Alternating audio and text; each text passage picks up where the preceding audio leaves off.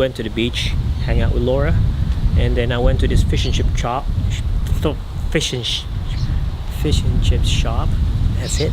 Yeah, and then I put my camera on the table, and then this old lady was staring at my camera.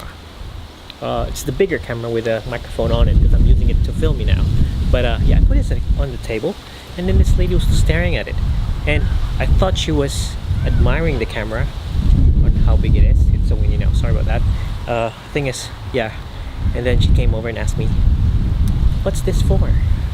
I'm saying, "Oh, this is a tripod. That way you can use your camera to stand on, or you can use it for your selfie." Yeah. Then she was smiling with this naughty smile.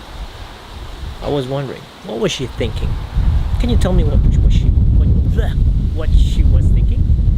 Drop down a comment below what she thinks. What you think she thinks. Whatever. Yeah.